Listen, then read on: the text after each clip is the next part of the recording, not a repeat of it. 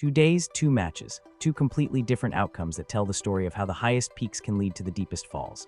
On Thursday, June 5th, Sabalenka delivered one of the most dominant performances in French Open history, crushing 4-time champion Iga Swiatek 6-0 in the final set.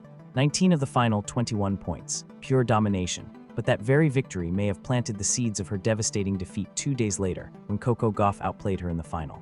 Today, we're examining how sometimes your greatest triumph becomes the architect of your greatest failure. What we witnessed is a textbook case of how peak performance can create dangerous psychological states.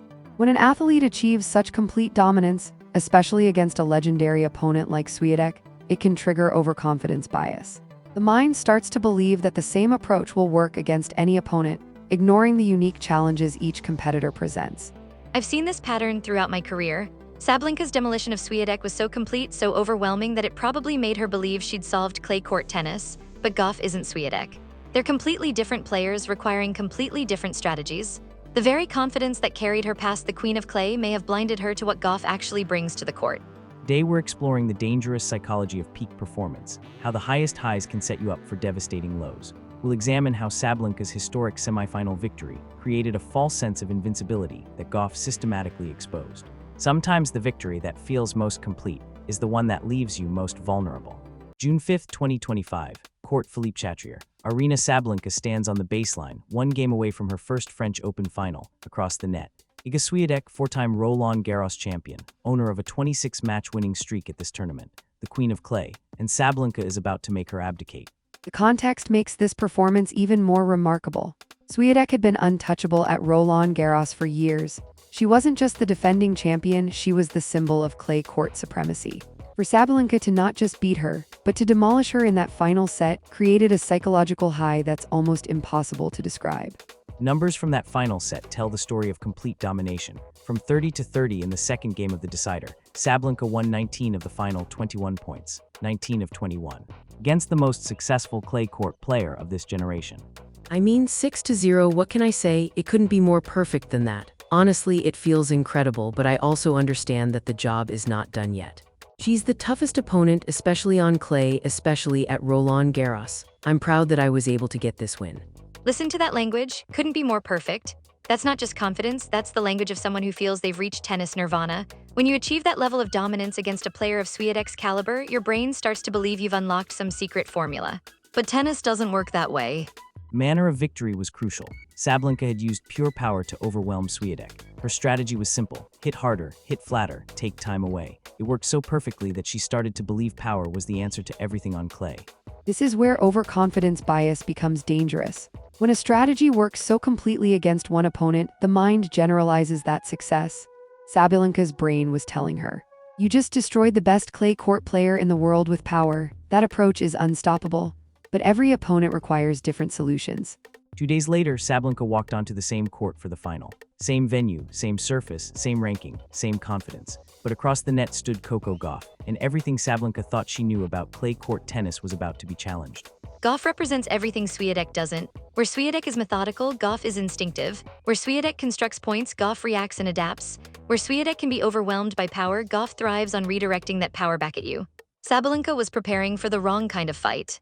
Match started exactly as Sabalenka expected. She took the first set 7-6, using the same aggressive approach that had demolished Swiatek. The strategy was working. The confidence was justified, or so it seemed. That first set was the worst thing that could have happened to Sabalenka psychologically. It confirmed her bias that the same approach would work. But Gauff was learning, adapting, figuring out how to neutralize that power. Meanwhile, Sabalenka was locked into a strategy that was about to become obsolete. The second set revealed the fatal flaw in Sabalenka's approach. Gauff began to solve the power puzzle, using her defensive skills and court coverage to turn Sabalenka's weapons against her. The very aggression that had crushed Swiatek started producing unforced errors against Gauff. This is the crucial difference. Swiatek, when overwhelmed, tends to make more errors trying to match power with power. Gauff does the opposite. She absorbs the power, redirects it, and waits for her opponent to implode. Sabalenka's greatest strength became her greatest weakness. By the final set, the psychological damage was complete. Sabalenka had made 70 unforced errors to Gauff's 30. The strategy that had produced perfection against Swiatek had produced chaos against Gauff. But her response revealed just how deep the overconfidence ran. She was hitting the ball from the frame. Somehow magically the ball lands in the court. It felt like a joke, honestly. I think she won the match not because she played incredible, just because I made all of those mistakes. This response is textbook cognitive dissonance. Rather than accept that her strategy was wrong for this opponent, Sabalenka's mind protected her ego by attributing the loss to luck and magic. The overconfidence from the Swiatek victory was so strong that it couldn't process being outplayed tactically. But perhaps most revealing was what Sabalenka said next, a comment that exposed just how much the Swiatek victory had shaped her perception of the final. If Iga had beaten me the other day, I think she would have gone out today and gotten the win. It just hurts. I've been playing really well, and then in the last match to go out there and perform like I did, that hurts. That statement reveals everything. Even in defeat, Sabalenka still believed Swiatek was the superior opponent because she fit the mold of what she expected from clay court tennis. She couldn't process that Gauff had just outplayed her with a completely different but equally valid approach. The overconfidence had become delusion. The irony is profound. Sabalenka's dominant victory over Swiatek was so complete that it convinced her she'd mastered clay court tennis. But that very conviction prevented her from adapting when faced with a different kind of challenge in Gauff. This is what we call the expertise trap. When you achieve mastery in one scenario, your brain assumes that approach will work everywhere. Sabalenka's destruction of Swiatek made her feel like an expert on clay court finals, but expertise in one situation doesn't automatically transfer to all situations. Tactical differences between her opponents were crucial. Swiatek plays a more traditional clay court style patience, construction, wearing down opponents. Gauff plays modern clay court tennis defensive speed, tactical adaptability, turning defense into offense.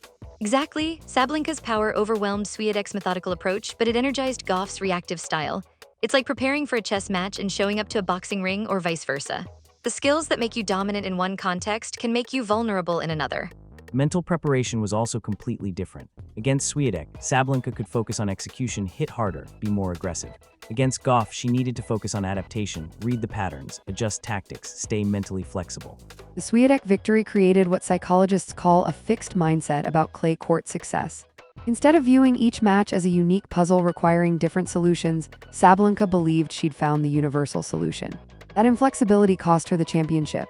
Even her post-match comments reveal this. When asked about the defeat, Sabalenka focused on her errors and external factors rather than crediting Gauff's tactical adjustments. The overconfidence was so embedded that she couldn't see the chess match Gauff had won. Gauff's victory was actually a masterclass in tactical adaptation. She let Sabalenka win the first set while figuring out how to neutralize the power, then systematically dismantled that strategy over the next two sets. But Sabalenka couldn't acknowledge this because it would mean admitting her perfect approach had flaws. The broader lesson extends beyond tennis. In any competitive environment, your greatest victory can become the template that leads to your greatest defeat if you're not careful about context and adaptation. We see this pattern in business, sports, and life. Success creates confidence, but unchecked confidence becomes overconfidence. The strategies that work in one situation become rigid dogma that fails when circumstances change. The key is maintaining what psychologists call confident humility, belief in your abilities, combined with respect for new challenges. For Sabalenka, the Swiatek victory was so psychologically satisfying that it blinded her to the different challenge Gauff represented. She prepared for a repeat of Thursday's dominance, not for Saturday's completely different puzzle. The saddest part is that Sabalenka had all the tools to beat Gauff too, she just needed to use them differently. But the overconfidence from the Swiatek match prevented her from making those adjustments. She was fighting the last war instead of the current battle. This case study shows why the greatest champions treat each challenge as unique, regardless of their recent success. They understand that what worked yesterday might not work tomorrow, and that true mastery lies in adaptation, not repetition. The irony is that Sabalenka's most complete victory set her up for her most devastating defeat. Her destruction of Swiatek was so perfect that it made her believe she'd found the formula for clay court success. But Gauff didn't read that formula, she wrote her own.